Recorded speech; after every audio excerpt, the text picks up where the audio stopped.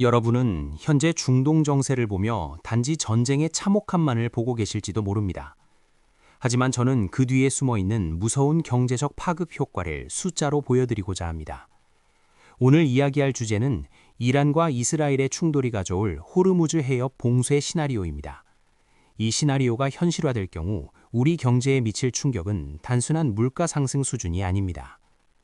많은 분들이 뉴스를 통해 호르무즈 해협이라는 단어를 한 번쯤은 들어보셨을 겁니다. 하지만 이것이 나의 월급 통장과 내가 운영하는 가게의 마진율에 어떤 직격탄을 날리는지는 깊게 생각하지 않습니다. 지금부터 그 연결고리를 하나하나 아주 냉정하게 짚어드리겠습니다. 먼저 팩트부터 확인하고 들어가겠습니다. 전 세계 원유 물동량의 약 20%가 호르무즈 해협을 통과합니다.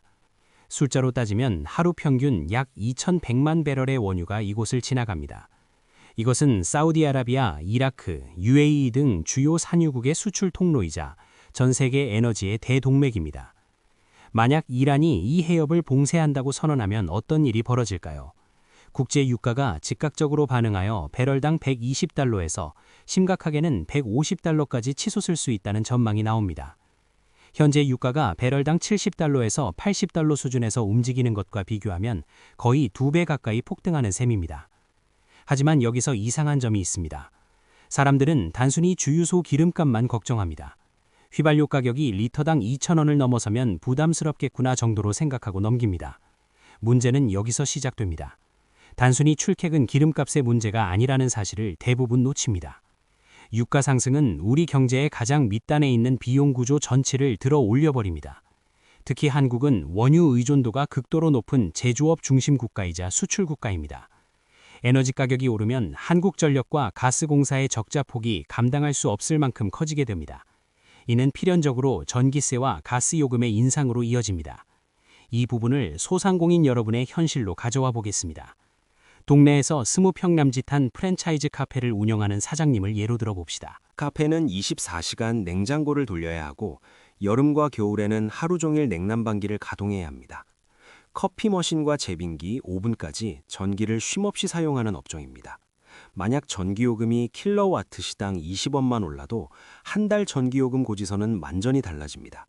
평소 50만 원 나오던 전기세가 60만 원, 70만 원으로 훌쩍 뛰게 됩니다. 순이익이 10만 원, 20만 원 깎이는 것이 별것 아닌 것처럼 보일 수 있습니다. 하지만 하루 커피 50잔을 팔아야 남길 수 있는 마진이 공중분해되는 것과 같습니다. 자영업자에게 고정비 상승은 매출 하락보다 훨씬 더 무서운 공포입니다. 매출은 노력으로 어느 정도 방어할 수 있지만 고정비 상승은 내 노력과 무관하게 통장에서 빠져나갑니다. 시장조사기관의 분석에 따르면 유가가 10% 상승할 때마다 소상공인의 영업이익은 평균 1.5% 감소한다는 데이터도 있습니다. 이것이 누적되면 한 개 기업이나 한 개 소상공인은 폐업을 고민할 수밖에 없는 구조가 됩니다. 여기서 또 다른 변수가 등장합니다. 바로 환율입니다. 중동 불안은 안전자산 선호 심리를 자극합니다. 전 세계 투자자들은 위험한 신흥국 화폐를 팔고 안전한 미국 달러를 사들이기 시작합니다. 이렇게 되면 원달러 환율은 지금의 1,300원대 중반을 넘어 1,400원, 심지어 1,500원을 위협할 수도 있습니다. 환율이 10% 오르면 수입 물가도 덩달아 뛴다는 뜻입니다. 이 상황을 동네 빵집 사장님의 시각에서 해석해 보겠습니다. 빵집에서 사용하는 밀가루, 버터, 설탕, 크림 등 대부분의 원재료는 수입에 의존합니다. 환율이 오르면 밀가루 도매상이 납품 단가를 올릴 수밖에 없습니다. 기존에 2만 원에 들어오던 밀가루 한 포대가 2만 4천 원, 2만 5천 원이 됩니다. 그렇다고 해서 빵 가격을 즉각적으로 올릴 수 있을까요? 동네 장사 특성상 가격을 500원만 올려도 손님들의 발길이 뚝 끊깁니다. 결국 원가 상승분은 고스란히 사장님의 마진 감소로 이어집니다. 매출은 그대로인데 통장에 남는 돈은 계속 줄어드는 기이한 현상이 벌어집니다. 이것이 거시경제 지표가 소상공인의 삶을 옥죄는 과정입니다. 하지만 시장은 이 신호를 아직 제대로 반영하지 않았습니다. 지금 주식시장을 보면 아직까지는 전쟁 리스크를 일시적인 이벤트로 치부하는 경향이 강합니다. 그러나 기관 투자자들의 움직임은 조금 다릅니다.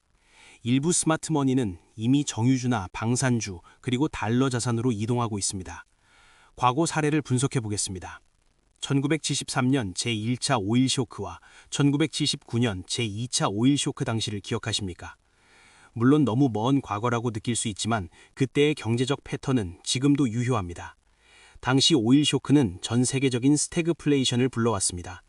스태그플레이션이란 경기는 침체하는데 물가는 오르는 최악의 경제 상황을 말합니다. 소득은 줄어드는데 라면값과 버스비는 오르는 상황입니다.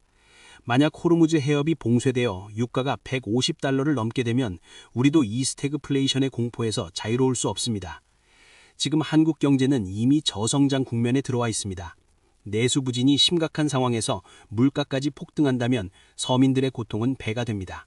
정부의 고민도 깊어질 수밖에 없습니다. 여기서 금리 문제를 건드리지 않을 수 없습니다. 현재 많은 분들이 미국의 금리 인하를 기대하고 있고 한국은행도 금리를 내리고 싶어 합니다. 이자 부담의 허덕이는 영끌족과 자영업자를 위해 금리를 내려야 하는 것이 맞습니다. 하지만 유가가 폭등하여 인플레이션을 자극하면 중앙은행은 금리를 내릴 명분을 잃게 됩니다. 오히려 물가를 잡기 위해 금리를 동결하거나 최악의 경우 다시 인상을 고려해야 할 수도 있습니다. 금리가 떨어질 줄 알고 버티고 있던 대출자들에게는 청천벽력 같은 소식입니다. 이 부분을 다시 숫자로 환산해 보겠습니다. 3억 원의 주택담보대출을 변동금리로 받고 있는 가정을 해봅시다. 원래는 금리가 0.5%포인트라도 내려가서 1년에 이자가 150만 원 정도 줄어들기를 기대했습니다. 그런데 호르무즈 봉쇄로 인해 고금리가 유지된다면 그 기대했던 150만 원의 여유자금은 사라집니다. 오히려 대출금리가 0.5%더 오르게 되면 1년에 150만 원을 더 내야 합니다. 한 달에 12만 원 넘는 돈이 이자로 더 나가는 것입니다. 이 돈이면 아이들 학원비 보태거나 가족들끼리 외식 한 번 더 할 수 있는 돈입니다. 이 자금이 은행으로 빨려 들어가면 동네 상권에서의 소비는 더 위축됩니다. 치킨을 한 달에 2번 시켜 먹던 가족이 한 번으로 줄이거나 아예 시키지 않게 됩니다. 동네 상권이 죽으면 자영업자가 힘들어지고 자영업자가 힘들어지면 내수 경기가 무너지는 악순환이 반복됩니다. 이것이 나비 효과처럼 연결되어 있다는 것을 아셔야 합니다. 대부분 이 부분을 간과합니다. 호르무즈 해협은 저 멀리 중동에 있는 바닷길일 뿐이라고 생각합니다. 하지만 그 바닷길이 막히면 우리 동네 치킨집 오토바이 시동이 꺼지게 된다는 사실을 기억해야 합니다. 조금 더 깊이 들어가 보겠습니다. 물류 대란의 가능성입니다. 호르무즈 해협이 막히면 선박들은 아프리카 희망봉을 돌아가거나 아예 운항을 중단해야 합니다. 이는 해상 운임의 급등을 의미합니다. 컨테이너 운임 지수가 오르면 수입품 가격만 오르는 것이 아닙니다. 국내 물류 비용 전체가 들썩이게 됩니다. 편의점을 운영하는 점주님 입장에서 생각해 볼까요? 물류센터에서 편의점까지 물건을 실어 나르는 트럭의 운송비도 오를 명분이 생깁니다. 본사에서 가맹점주에게 전가하는 물류 관련 비용이 상승할 수 있습니다. 도시락, 삼각김밥, 음료수 등을 매일 받아야 하는 편의점 입장에서는 마진율이 또 한 번 깎이는 악재입니다. 최근 인건비 상승으로 이미 힘겨운 상황에서 물류비까지 오른다면 야간 운영을 포기하거나 알바생을 줄이고 점주가 직접 뛰어야 하는 시간이 늘어나게 됩니다. 몸은 고되는데 손에 쥐는 돈은 줄어드는 최악의 시나리오입니다. 이런 상황에서 우리가 주목해야 할 또 다른 변수가 있습니다. 바로 기업들의 실적 악화와 고용 불안입니다. 유가가 오르면 석유화학기업, 항공사, 해운사들의 비용 부담이 커집니다. 대기업의 실적이 나빠지면 보너스가 줄어들고 구조조정 이야기가 나옵니다. 대기업 다니는 직장인들의 지갑이 얇아지면 그들이 주로 소비하는 회사 근처 상권이 타격을 입습니다. 여의도나 강남, 광화문 인근의 식당들도 매출 감소를 피할 수 없다는 이야기입니다. 평소 1만 2천 원짜리 점심을 먹던 직장인들이 8천 원짜리 도시락으로 끼니를 해결하게 됩니다. 식당 사장님들은 재료비는 올랐는데 손님은 싼 메뉴만 찾는 이중고를 겪게 됩니다. 하지만 여기서 희망적인 부분을 억지로라도 찾아보자면 최악의 시나리오가 아닐 가능성도 존재합니다. 이란 역시 원유 수출이 국가 재정의 핵심이기 때문에 해협을 완전히 장기간 봉쇄하는 것은 자충수가 될 수 있습니다. 국제사회의 제재와 압박도 무시할 수 없습니다. 미국의 해군력이 호르무즈 해협에 즉각 투입되어 항로를 확보할 가능성도 높습니다. 만약 봉쇄가 일주일이나 보름 이내로 짧게 끝나고 갈등이 봉합된다면 시장은 빠르게 안정을 되찾을 것입니다. 이럴 경우 유가는 다시 70달러대로 급락할 것이고 과도하게 올랐던 환율도 제자리를 찾을 것입니다. 위기를 기회로 삼는 투자자들은 바로 이 시점을 노리고 있을지도 모릅니다. 공포에 질려 주식을 투매할 때 저가 매수에 나서는 역발상 투자가 필요한 시점일 수도 있습니다. 그러나 우리는 항상 최악을 대비해야 합니다. 투자 격언 중에 소문에 사서 뉴스에 팔라는 말이 있습니다. 하지만 전쟁 리스크는 예측의 영역이 아니라 대응의 영역입니다.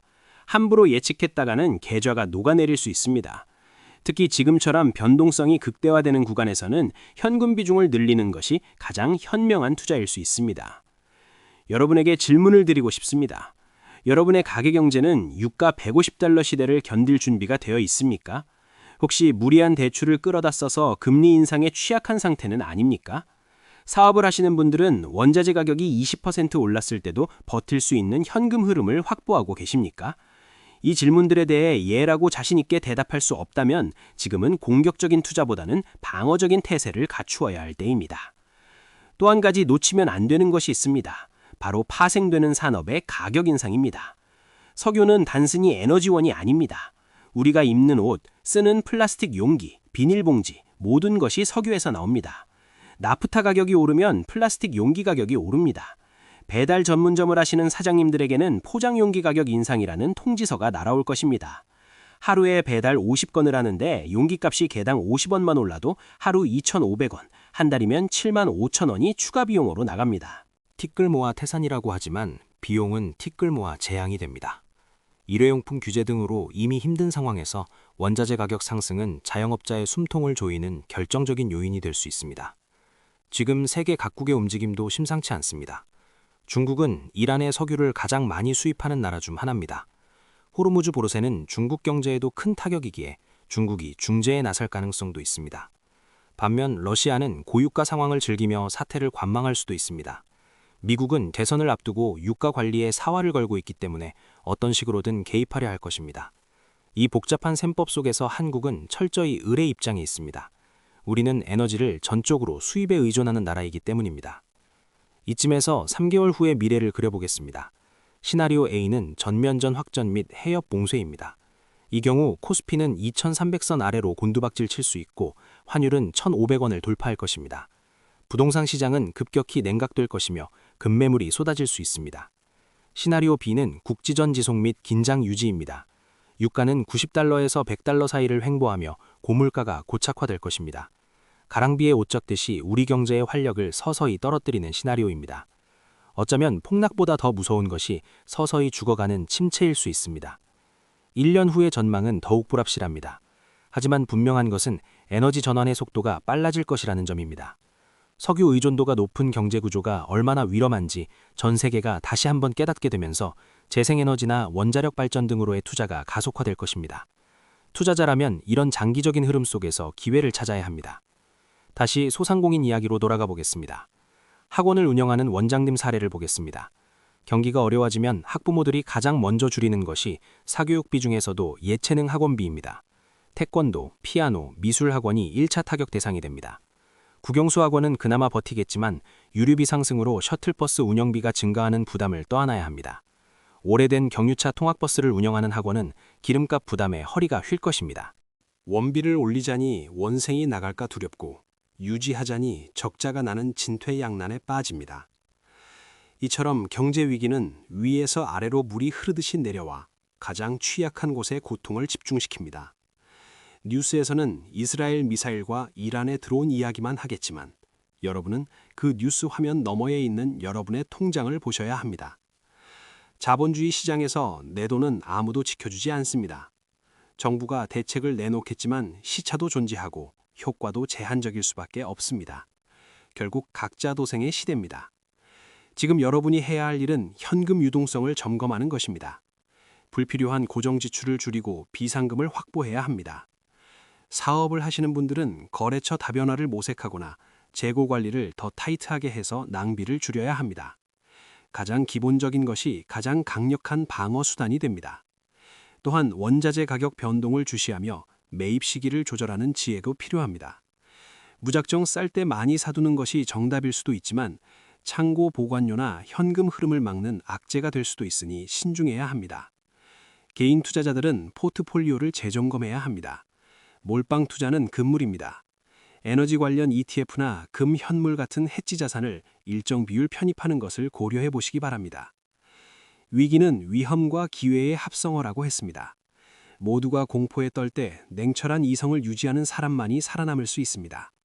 과거 IMF 위기 때도 2008년 금융위기 때도 누군가는 전 재산을 잃었지만 누군가는 큰 부를 쌓았습니다. 그 차이는 정보의 해석 능력과 실행력에서 나왔습니다. 저는 단순히 겁을 주려는 것이 아닙니다. 객관적인 데이터와 합리적인 추론을 통해 다가올 미래를 미리 보여드리는 것입니다. 호르무즈 해협이라는 나비가 날갯짓을 시작했습니다. 그것이 한국 경제에 태풍이 되어 상륙할지 아니면 미풍으로 끝날지는 아무도 모릅니다. 하지만 태풍이 올 수 있다는 예보를 듣고 창문에 테이프를 붙이는 사람과 설마 오겠어? 하며 무시하는 사람의 운명은 다를 것입니다. 소비가 5%만 감소해도 자영업 현장은 빙하기입니다. 하루 매출 100만 원인 식당에서 5만 원, 10만 원이 줄어드는 것은 단순히 10% 감소가 아닙니다. 임대료, 인건비, 재료비 다 제하고 나면 사장님이 가져가는 순이익은 반토막이 날 수도 있다는 무서운 숫자입니다. 이런 디테일을 계산하며 뉴스를 보아야 합니다. 앞으로 일주일이 굉장히 중요한 고비가 될 것입니다. 이란의 추가 보복 여부, 이스라엘의 재대응 수위, 그리고 미국과 아랍 주변국들의 외교적 움직임을 예의주시해야 합니다. 그냥 뉴스를 흘려듣지 마십시오. 국제 뉴스면의 헤드라인이 다음 달 내 관리비 고지서와 직결된다는 사실을 잊지 마십시오. 지금 시장은 호르무즈 해협 봉쇄라는 카드가 실제로 테이블 위에 올라올지 숨을 죽이고 지켜보고 있습니다. 만에 하나 그 카드가 사용된다면 우리는 1970년대 이후 경험해보지 못한 새로운 형태의 에너지 위기를 맞이하게 될 것입니다. 그때는 스마트폰도 없었고 인터넷도 없었지만 지금은 초연결 사회입니다. 위기의 전파 속도는 과거보다 훨씬 빠를 것이고 그 충격파도 더 날카로울 것입니다. 여러분의 자산 포트폴리오는 이 충격을 흡수할 에어백이 장착되어 있습니까? 여러분의 사업 구조는 고비용 구조를 버틸 기초 체력이 튼튼합니까? 지금이라도 늦지 않았습니다. 냉정하게 현실을 진단하고 최악의 상황을 가정하여 시뮬레이션을 돌려보시기 바랍니다. 막연한 불안감은 도움이 되지 않습니다. 구체적인 대비책만이 여러분을 지켜줄 것입니다. 예를 들어 헬스장을 운영하는 관장님이라면 회원들의 재등록률 하락에 대비해 장기 등록 할인을 미리 진행하여 현금을 확보하는 전략이 필요할 수 있습니다. 미용실 원장님이라면 고가 시술보다는 커트나 기본 펌 위주의 가성비 메뉴를 전면에 내세우는 마케팅 변화가 필요할 수 있습니다. 경기가 안 좋아지면 사람들은 염색이나 클리닉 같은 부가적인 미용 지출부터 줄이기 때문입니다. 이렇게 자신의 업종에 맞게 거시경제를 미시적인 전략으로 치환하는 능력이 필요합니다. 부동산 시장을 보는 시각도 마찬가지입니다. 금리가 오르면 월세 선호 현상이 강해집니다. 전세대출 이자가 비싸지면 차라리 월세를 내는 게 낫다고 판단하는 세입자가 늘어나기 때문입니다. 이는 오피스텔이나 소형 아파트의 월세 가격 상승으로 이어질 수 있습니다. 임대인 입장에서는 나쁘지 않은 뉴스일 수 있지만 전세를 끼고 갭 투자를 한 투자자에게는 새로운 전세 세입자를 구하기 어려운 역전세난의 공포가 닥칠 수 있다는 뜻이기도 합니다. 모든 경제 현상은 동전의 양면과 같습니다. 누군가에게는 위기지만 누군가에게는 기회입니다. 다만 준비되지 않은 자에게 위기는 그저 재앙일 뿐입니다. 이란과 이스라엘, 그리고 호르무즈 해협, 이 멀게만 느껴지는 단어들이 여러분의 저녁밥상 메뉴를 바꿀 수 있다는 점을 꼭 기억해 주십시오. 오늘 말씀드린 내용을 바탕으로 여러분만의 생존 전략을 세우시기를 바랍니다. 저 역시 계속해서 시장의 변화를 면밀히 모니터링하며 여러분에게 필요한 정보를 가장 빠르고 정확하게 분석해서 전달해 드리겠습니다. 숫자는 거짓말을 하지 않습니다. 단지 우리가 그 숫자를 외면하거나 잘못 해석할 뿐입니다. 두려워하지 말고 숫자를 직시하십시오. 그 속에 답이 있습니다. 지금 시장은 중요한 갈림길에 서 있습니다. 여러분은 어떤 선택을 하시겠습니까? 구독과 좋아요는 큰 힘이 됩니다.